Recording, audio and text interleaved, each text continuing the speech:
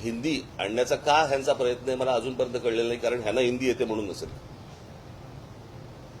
परंतु हिंदी ही काही राष्ट्रभाषा नाही जी तुम्ही इतर राज्यांवरती लादावी अशी. आणि ही हिंदी एका प्रांताची भाषा आहे. त्या प्रांताच्या भाषेचा मग आमची खरं तर बघायला गेलं तर अनेक त्या ह्याच्यावरती अनेक लोकांनी बोलले होते की उत्तर भारतातले अनेक लोक हे महाराष्ट्रामध्ये नोकरीसाठी येतात. खरं तर त्या भागामध्ये मराठी शिकवली पाहिजे. ते न करता म्हणजे 100-150 वर्षापूर्वीची एक भाषा 3000 वर्षापूर्वीच्या भाषेच्या वरती वरचढ होण्यासाठी प्रयत्न करायला लावतात हे लोक. तेव्हा हे मान्य होऊच शकत नाही.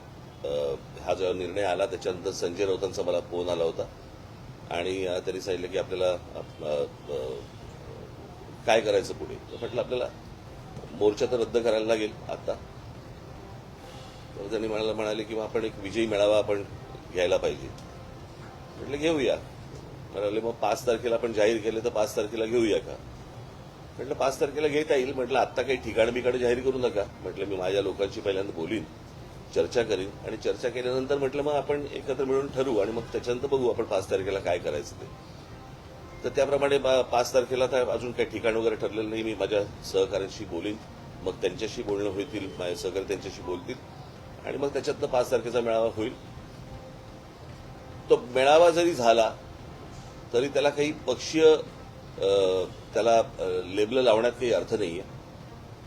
कारण हा खरा तर विजय हा मराठी माणसाचा विजय आहे आणि त्या दृष्टिकोनातूनच या मेळाव्याकडे पाहिलं पाहिजे.